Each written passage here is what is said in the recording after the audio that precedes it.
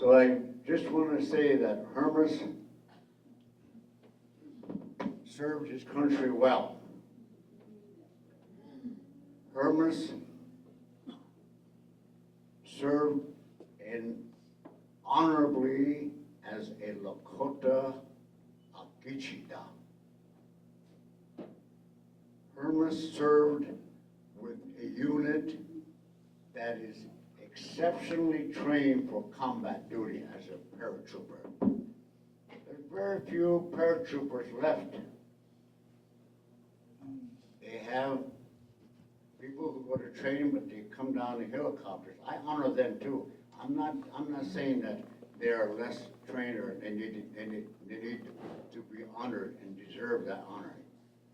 But when I'm talking about paratroopers, people who jump out of the airplane, that's what I'm talking about. Lila,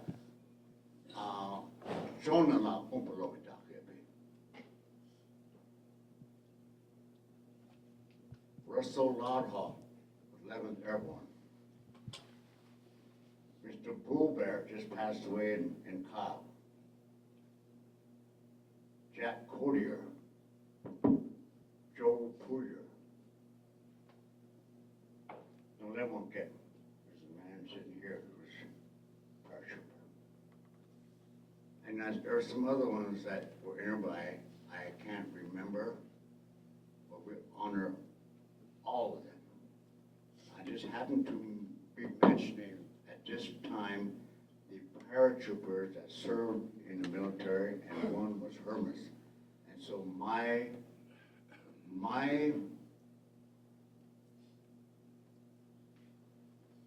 being asked to talk about this is an honor that the family has given me today.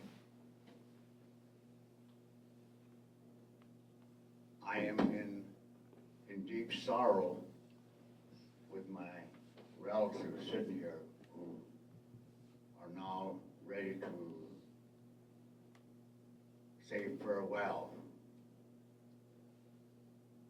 to their brother, to their uncle, their grandpa.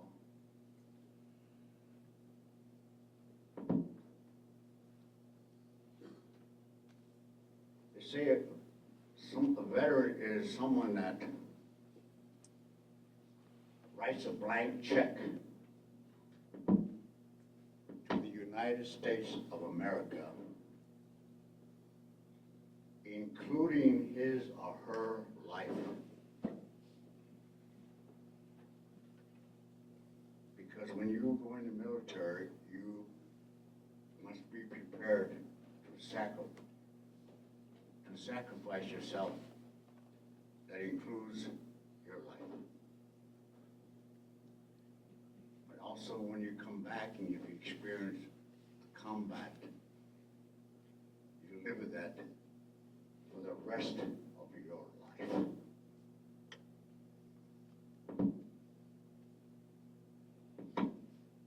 So today I salute and honor my fellow comrade, Staff Sergeant Hermus walked out, who served with honor, and I have the deepest respect for him. I have the deepest respect for all the veterans sitting here. And I humbly ask the family that they give me this opportunity to just give a time to speak about this warrior. Haven't talked here, and now I want to talk back here that day, and I did me a Brooksha chat, which will come to now, or did I want to come?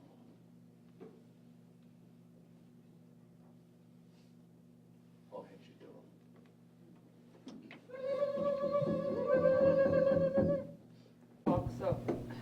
Chikala was born November 4th, 1930 to Asa Waxa and Elizabeth Blacksmith in Oglala, South Dakota. Hermes passed away on April 15th in Los Angeles, California. He is survived by his brothers Leonard and Floyd Waxa, both of Oglala. His sisters Norma Blacksmith, Aurelia Tucro, and Minerva Blacksmith of Oglala. His paternal grandparents were James Loxout and Eureka Medicine Bloom. His maternal grandparents were John Blacksmith and Edith Ring Spotted. Hermus attended Shinawicha, Obaiwa, and graduated from the 8th grade. He also attended boarding school in Pine Ridge. He entered the military in April 1947 and was honorably discharged in 1961. He was an airborne with the 82nd Rangers. He was a jump master at Fort Benning, Georgia. He was stationed at Fort Bragg, North Carolina, Germany, Japan, and he was in the Korean War conflict. He was also an honor guard at the White House in Washington, D.C. He was involved in rodeos. He was a saddle bronc rider. He was a jockey for Sargon in Omaha, Nebraska. He was a horse trainer in McFarland in Crawford, Nebraska. Also a horse trainer for Jack Briggs in Stanton, Colorado. He was also a horse trainer in Sepulveda, California. In 1985, he moved to Los Angeles, California. Hermes came to the United American Indian involvement in 1985 for assistance. During the past many years, he was involved with their program as a volunteer, assisting with the successful operation of services for the urban Los Angeles Indian community. Examples are, in 1987, UAII organized a successful New Year's powwow with the assistance of Hermes and several other staff and volunteers. For several years, Hermes volunteered at the annual 2-week summer camps for Indian youth ages 5 through 17, providing general help and teaching the art of leatherwork to the youth and adults. He also provided assistance during our annual events such as the annual Thanksgiving community meal and Christmas meal. For the past 4 years, he opened the organization each morning by preparing coffee, managing the distribution of breakfast and lunch, and setting up tables and chairs. He also welcomed the staff each morning. If the staff was 5 minutes late, he would greet them with, "Good afternoon, ladies." Hermes was a member of the NAVA, Native American Veterans Association, and was asked to be a member of the Color Guard to present the colors at powwows and other events. He also presented himself as a soldier first and received several certificates and honors from local veterans groups in the Indian community. Hermes lived in the housing unit that was especially for veterans. Hermes was a friend, a family member, and brother to those of us who are veterans. We do miss his presence each morning and during the day. We are comfortable in our hearts to know he is present each day as we come to work. As a child, I remember him.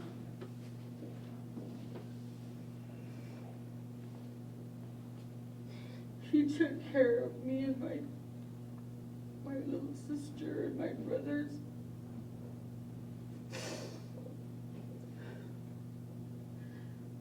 One more rodeo, one more bronc, 8 more seconds before the season ends. I grab a short rein, tuck my chin, turn my toes out, and nod for my bronc in the arena. I hear the roar of the crowd. I hear the whistle blow. The crowd goes wild. It was my last rodeo, my last bronc, my last 8 seconds, my last gold buckle. I have left behind the family I love. For the good Lord called me to the finals above. When you lay me to rest, please don't cry. I'm sorry we didn't have the chance to say goodbye. Next, we'll be going into the roll call. If there is any veterans who have not yet signed the roll call sheet, please do so now.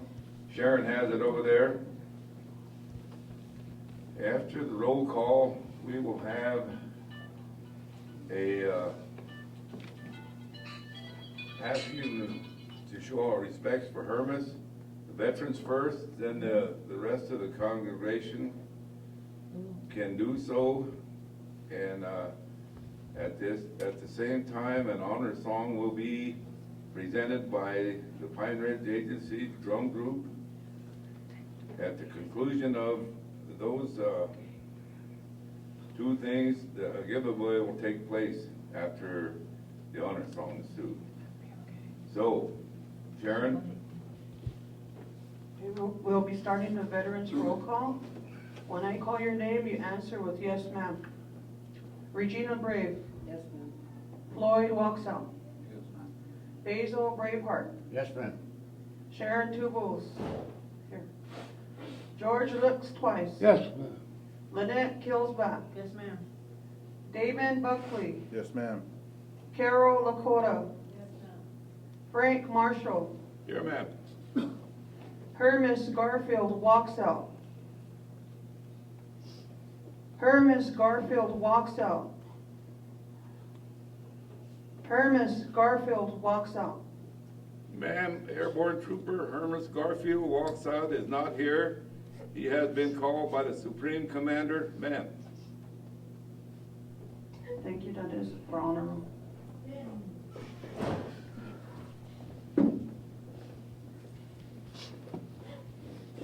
Okay, will the veterans please line up over here, in this aisle over here?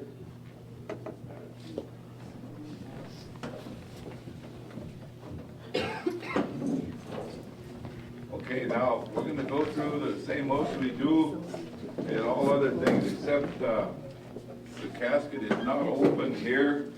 You do the same thing you did at other roll calls.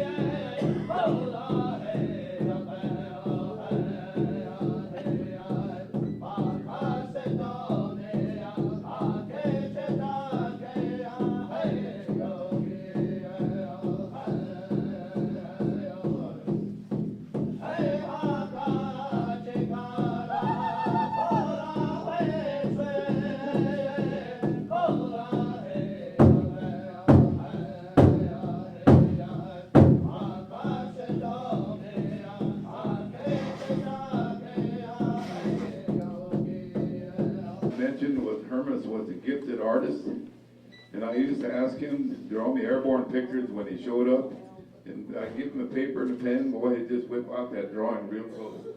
And it was because he experienced it, all those drawings he made me were real. As a little kid, I looked it up to him, and I kept those pictures for as long as I could. And we, with all the older cousins, along with my older brother Melford, Tony Brave, Albert, and Hermes, and sometimes Uncle Ambrose. We used to ride horses in the summertime. Uncle Ambrose was, he raised race horses to race at the Walla Fair and win prize money, so he had all of us in time try his race horses out to see how fast they ran. And I was the youngest, so for later years, I was the only one riding his race horses to see how fast they would go.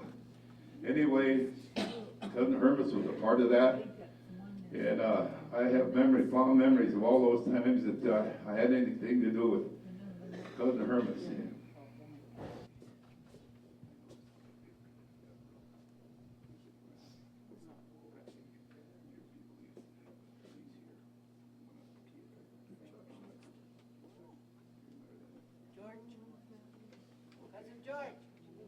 George.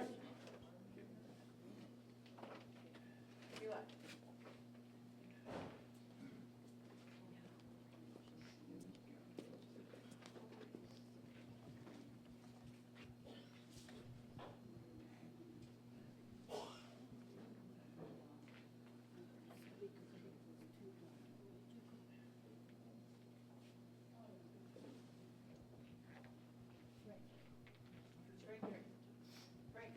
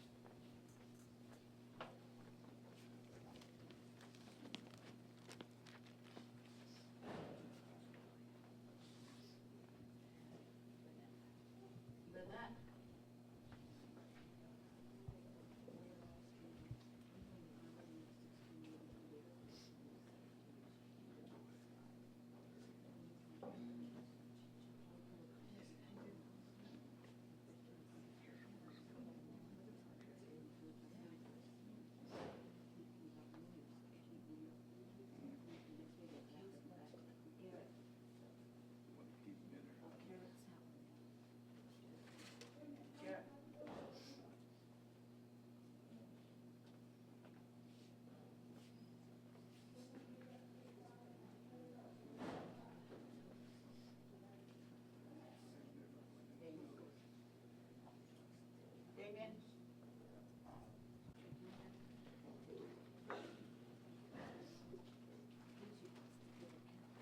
Yeah, this is right in the wall. Put that over here.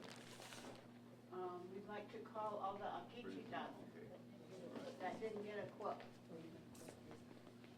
Any more? Yeah.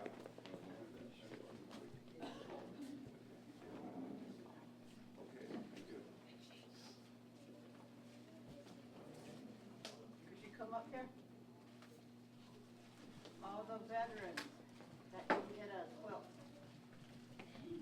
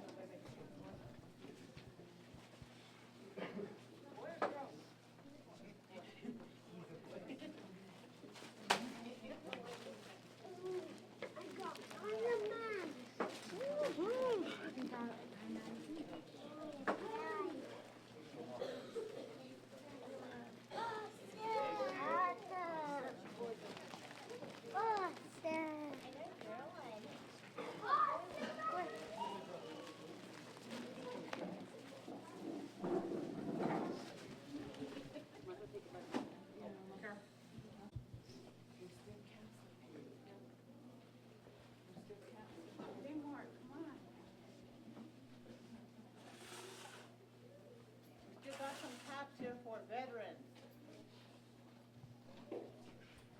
One of the things that they didn't mention about the 187th was every one of them got a silver star with a cluster for being part of the 187th. And Basil mentioned that there's some things that they can't mention or talk about. I want to mention that the 187th made a jump. The place called Heartbreak Ridge. And when they're coming down in a parachute, they're virtually vulnerable to what's going on. The 187th got caught in a crossfire between the enemy and the American troops. Most of them got wiped out. But the other thing that we as Lakota people have are ceremonies. Ceremony was conducted before our people went to Korea, that they would all come home safely. A lot of our young people joined the army right after November when Brother Milford was killed in Korea. He was the first one of our people from here that got killed. That's Brother Frank's brother. And the history of the Waxhaw is Frank's mother, Esther, my mom, Sarah, Uncle Ambrose, Uncle Roland, Uncle Jonas, and Uncle Sam were all Belts, but their grandmother, the Waxhaw. That's how closely we're connected. We're part of the Waxhaw family. And I'm really proud to be a part of the Waxhaw family because we have a proud history of our young people going into the military. Wanda's daughter is in the Marine Corps. My son was in Desert Storm, and he was part of the 20th, was Gareth that? And he was an electronics technician, and he was involved with a unit that set off the bombs, set off the mines during a minefield. And during that part of it, there was other contingents of the military service who was also involved. And I'm proud of my son. And I know what it takes for all the relatives. I never really thought about it when I joined the Navy, that what the parents and grandparents go through, and the brothers and sisters go through when one of their members joins the military. Because when my son joined the service, there was no war. And I figured it was okay until Desert Storm happened. And when I heard that he was on his way out there, it was like somebody reached in and took a great big chunk out of my heart. And so I know what it feels like for you to give of one of your people, one of your children, one of your grandchildren who goes into the military, that you pray for them to come back, and that's what happened. So, Uncle Floyd, these young men are my uncles. We were raised together, but Auntie Mert, Auntie Norma, Auntie Florence, Auntie Leah, Uncle Leonard. I mean, you know, that's how close we were related. We were raised to call our relatives by Uncle and Auntie. So we have the military that carries on, and Uncle Ambrose was involved in them. He was in the Navy, and when his battleship was sunk, there was very few survivors, but they made sure the captain of the ship was okay. And that's in the time that sharks had come in, and they were picky and choosy about who they were taking. The thing about the Korean War was when they all went in, the ceremony was held, they prayed that none of our people from here, the Indian people, that they would survive. And they did. They all came home. Members of the 187 that survived Heartbreak Ridge came home. I just wanted to mention that.